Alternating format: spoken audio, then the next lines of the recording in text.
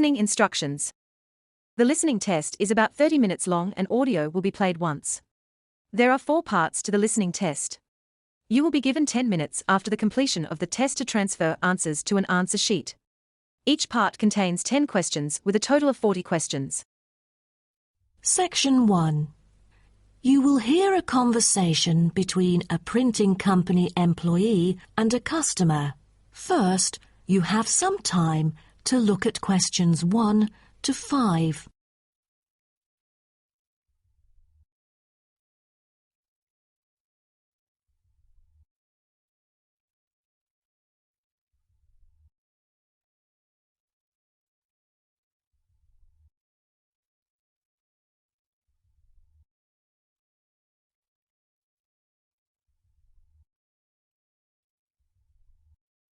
You will see that there is an example which has been done for you. On this occasion only, the conversation relating to this will be played first. Good afternoon. Welcome to Matrix Printing. I'm John Smith. How can I help you? Good afternoon. I'm here to reprint a brochure for our hotel. There are some pages that need revising. The customer says the brochure sample needs revising. So, brochure has been written in the space. Now we shall begin. You should answer the questions as you listen, because you will not hear the recording a second time. Listen carefully and answer questions 1 to 5. Good afternoon. Welcome to Matrix Printing. I'm John Smith. How can I help you? Good afternoon. I'm here to reprint a brochure for our hotel. There are some pages that need revising. Sure. How may I address you? Oh, I'm Mary Jane from Central Hotel Chains. Nice to meet you. I've got samples of the previous version. I assume it is your company's advertising brochure. Yes. What exactly is the problem? Well, it was printed the year before, so some of the information is already out of date. There are also a couple of problems with the layout. Firstly, the letters of the address on the front page are far too small. It's hard to see when glancing at the cover. How big do you need it to be? Increase the letters by 3 font sizes. Just a minute. Let me take notes of your requirements. Okay. What else needs changing? The information regarding the pool should be deleted because it is currently under renovation and is not available. So, all of the relevant descriptions on page 2 should be removed? What do we replace it with? We can't just leave the whole page blank. Just fill it in with the introduction of our newly opened gym. I've included all the relevant information here in this flash drive. Let me check. I see. No problem then. What is also bothering us is that the description under the top photos on page 4 is incorrect. The word lounge needs to be replaced with reception. Fully noted. Is that all? No, there is more. Turn to page 5. We feel that showing merely the picture of our exterior and interior decoration does not fully represent the appeal of our hotel. On second thought, we've decided to use a picture with the view of the hotel. Do you have the original copy of the picture? Yes, it is also enclosed in the flash drive. Okay. We'll re-edit the whole layout of the photos. Great. Before you hear the rest of the conversation, you have some time to look at questions 6 to 10.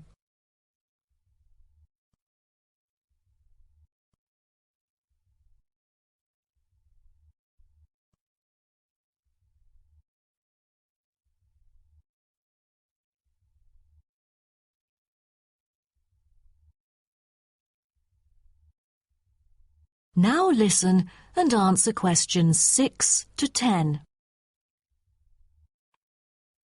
Let's turn to the next page. Yes. What's wrong with that? It seems perfectly fine to me.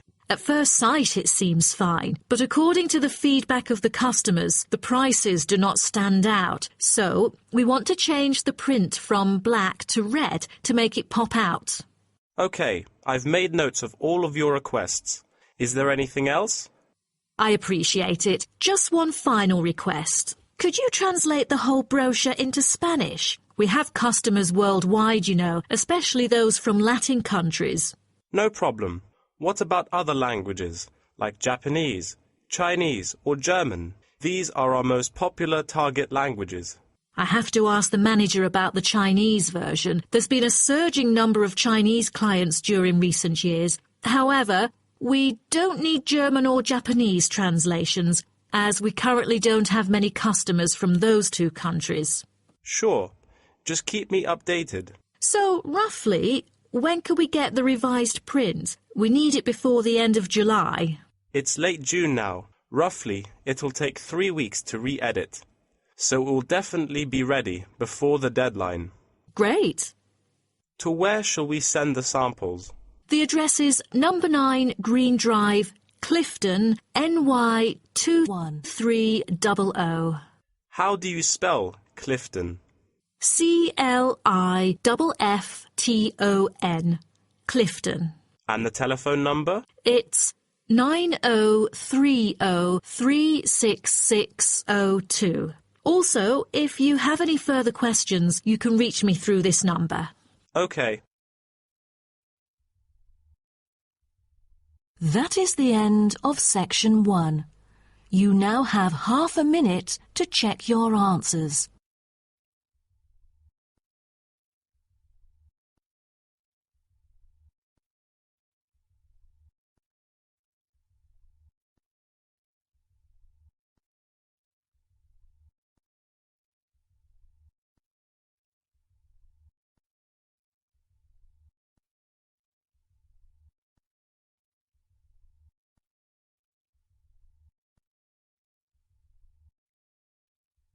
Section Now 2. turn to section 2. You will hear a guide talking to a group of visitors about a national park. First, you have some time to look at questions 11 to 16.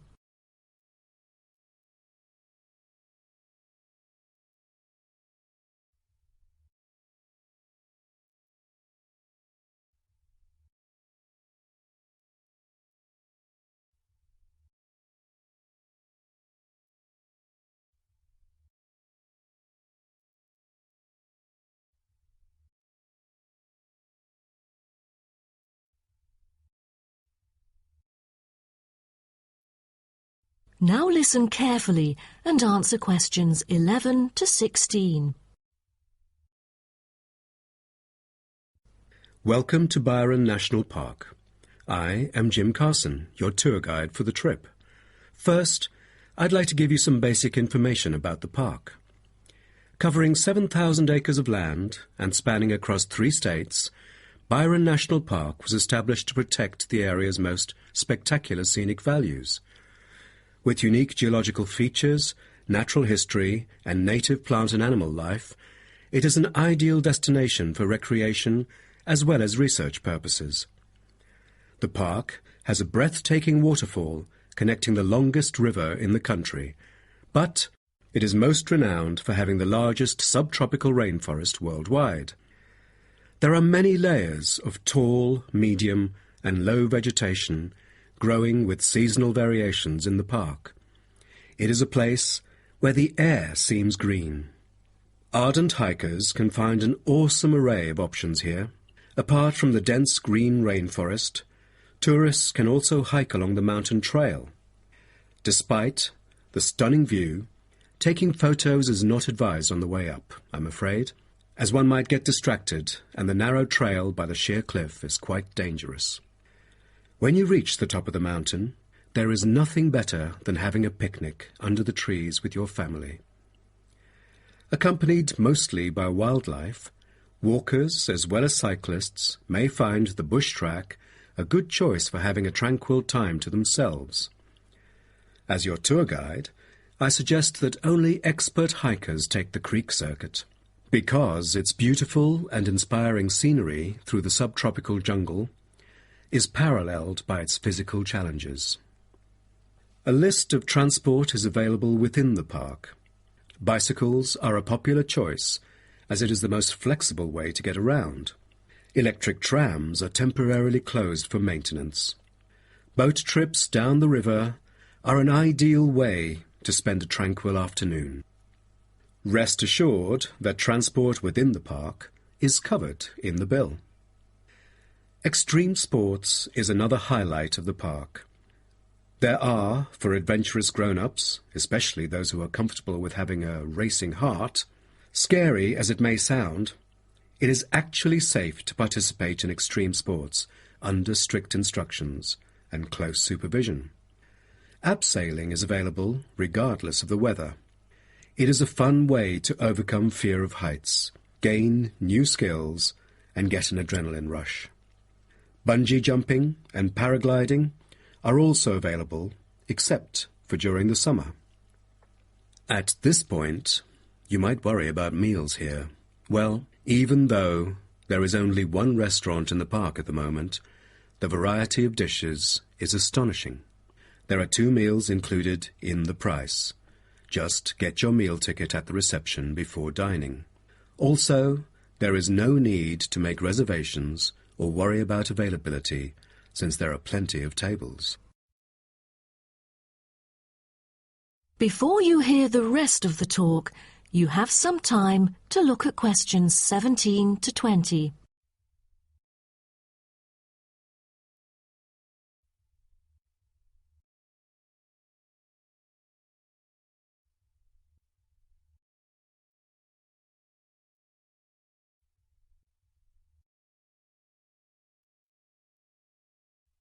Now listen and answer questions 17 to 20. During your stay here, you might want to know what there is to do.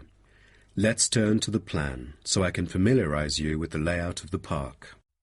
Most tourists would choose to stay in our guest house, located in the southeast corner. It features 63 tastefully appointed guest rooms, many of which offer spectacular views of the park. You'll find a home away from home at our guest house. But for those who want to experience the natural beauty up close, there is also a campsite. When you get out of the guest house, go straight ahead, turn right at the end of the road. To your left, there is a campsite amongst the trees where you could spend a night under the stars together with owls and chipmunks. If you look at the top left of the plan, you will notice a picnic area. You can either bring your own food, or we can deliver food to you. Barbecue is an option. The business centre is situated directly opposite the picnic area. It provides flexible, fully serviced offices, conferencing suites, meeting rooms, and is equipped with the latest multimedia facilities. Wired, as well as wireless, high-speed internet is available within the entire premises. The centre is designed to cater to both individual travellers and corporate groups. Visitors can also go to the museum, which holds a vast collection that exhibits local history and a natural habitat. You start from the guest house, just turn left at the first conjunction, then walk past the tea house. Turn right. You'll see the museum after making the third right. Have you found it? Pretty easy, right? To spend a delightful afternoon with a book and a fresh cup of coffee, you can go to the only cafe in the park. From the guest house, you go straight, then take the second right, and you'll see the cafe right in front of you. You might want to check out our all-season tennis court, which offers instruction for all ages and skill levels. It is located right opposite the cafe. That is the end of section 2. You now have half a minute to check your answers.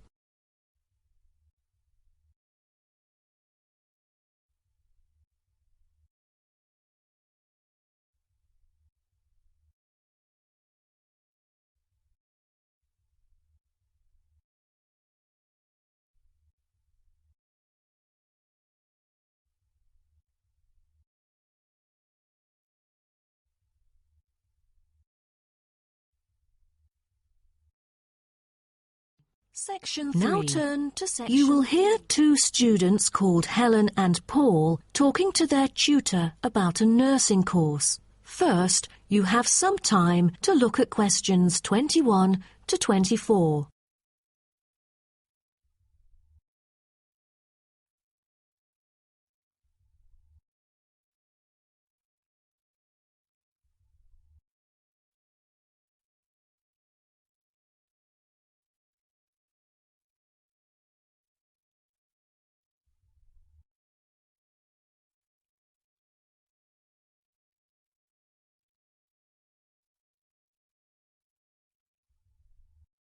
Now, listen carefully and answer questions 21 to 24.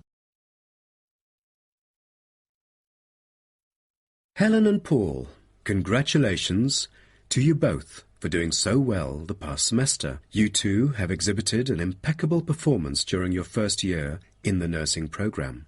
I'd like to get some feedback from the two of you to better improve the program and to provide guidance for our prospective students. I'd like to start with you, Helen. So, first of all, which aspect of the program impressed you? Well, to be honest, when I was enrolled into the course, I was expecting a group of classmates my age. But as I stepped into the classroom for the first time, I was surprised by the diversity. Most were in their 20s, but there were also those in their 30s or even 40s. As it turns out, the intergenerational communication has sparked intense debate and new thinking, and I think that's something special about the programme that I appreciate very much. What about you, Paul? What do you think of the programme? For me, the group project we carried out last semester is another key feature of the programme. The whole class was divided into 8 different groups, working on 8 prospective cases. Team-building sessions were conducted in a collaborative way most of the time. Comprised of 5 members, our group studied acute pancreatitis. During the process, we broke the task into different parts and assigned them to each member. We were then able to tackle the complex problem by pooling our knowledge and skills. More importantly, stronger links were established between the group members. Because of the project, we've all become good friends. That's true. According to graduates, group projects prepare them for the work world in which teamwork and collaboration are increasingly the norm. So tell me, Paul, what else do you like about the program? I want to be a registered nurse, working in a public hospital after graduation. So the internship provided is a valuable opportunity for clinical practice in a supportive learning atmosphere. However, I was amazed by the amount of written assignments, since I thought the course should have focused more on practice-oriented learning. Well, I have to disagree with you, Paul. The essays demonstrate your understanding of the course.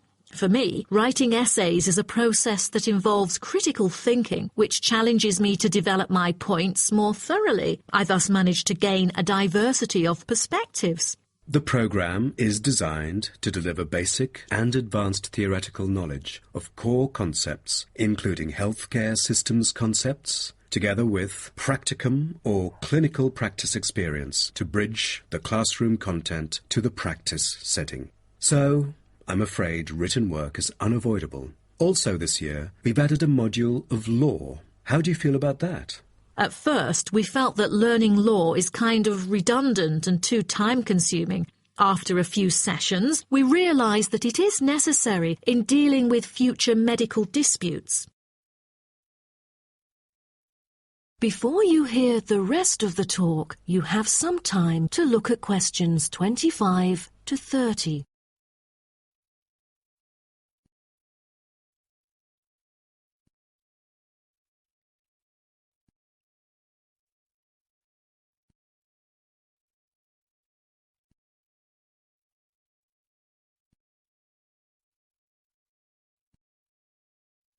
Now, listen and answer questions 25 to 30. Do you have any suggestions for prospective students?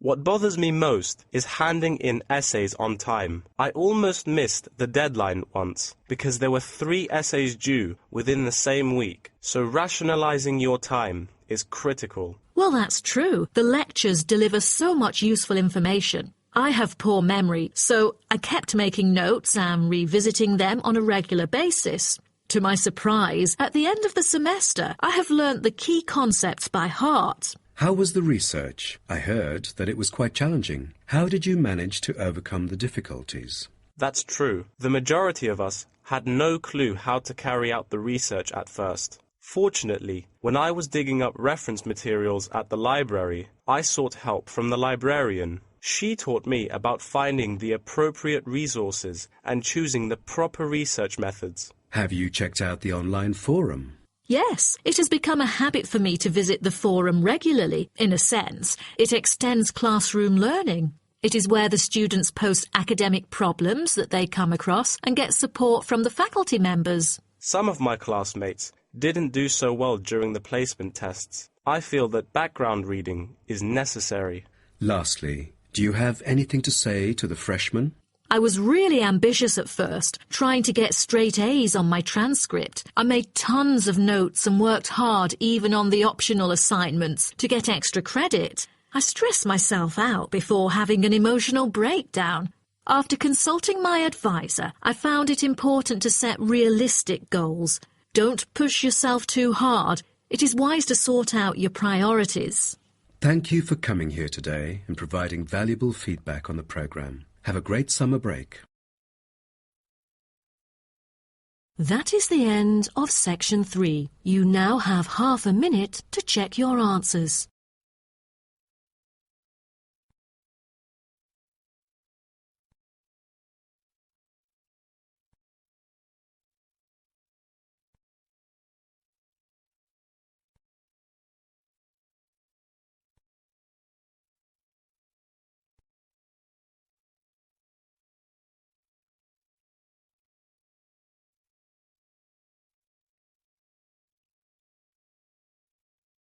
Section 4. Now turn to You will section hear 4. Part of a lecture about African penguins.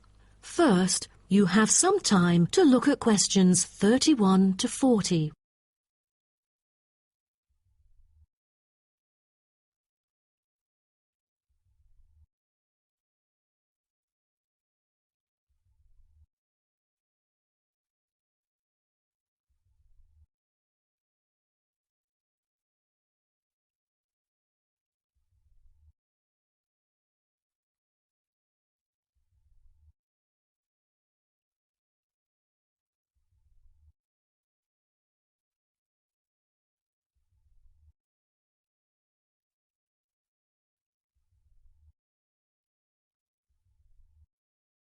Now, listen carefully and answer questions 31 to 40.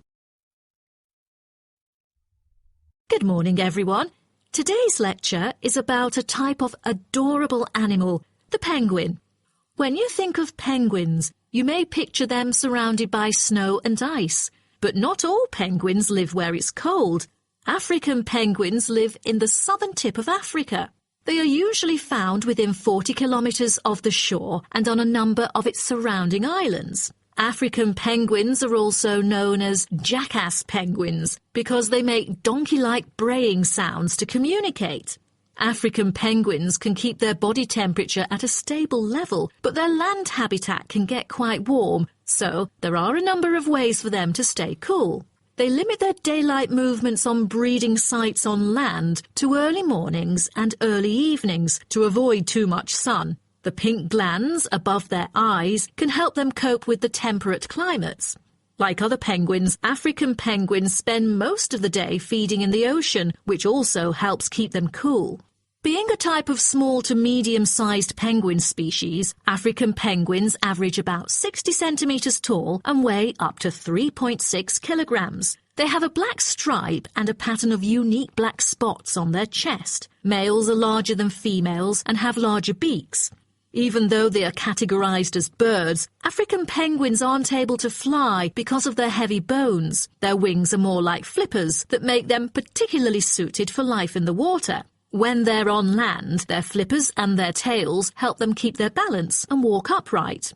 African penguins begin to breed at the average age of 4. When a male and female pair up, they tend to breed together for the rest of their lives. Most other penguins nest and lay their eggs out in the open, but African penguins have a different approach. They dig holes under bushes out of their own excrement, called guano, so they are sheltered from the sun and predators. The African penguins survive on a diet that is comprised mainly of marine organisms. They feed primarily on fish like sardines, along with the occasional squid and shellfish. But when normal food is in short supply, they eat tree roots as well. The streamlined body of the African penguin allows it to move through the water like a rocket, capable of reaching a speed of around 20 kilometers per hour when hunting for food.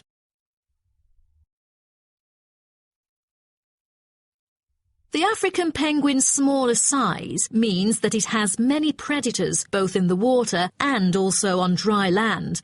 Their natural predators at sea include seals and sharks. The biggest threat to them on land is not just towards the adult penguins. The penguin chicks are sometimes taken by seagulls into the air and dropped from above. The seagulls could thus feed on them. At risk from predators, young penguins are protected for about 40 days after hatching by both parents. They will leave the colony when they are between 3 to 5 months old and will return a few years later. The entire surface of their body is densely covered with feathers, which fall off during the winter. This process is called molting and takes about 3 weeks to complete. During that time, they are unable to forage. Therefore, prior to this, African penguins spend about 5 weeks laying down fat deposits.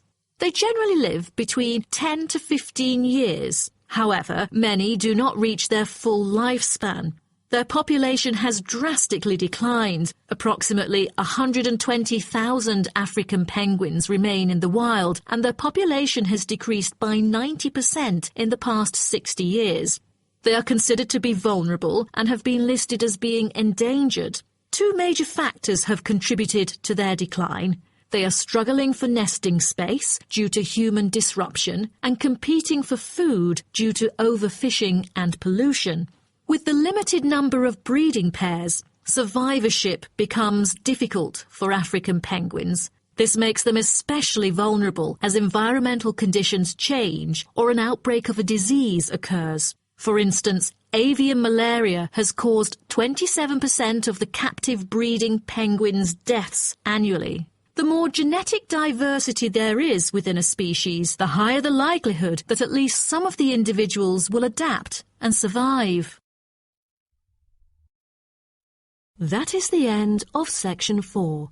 You now have half a minute to check your answers.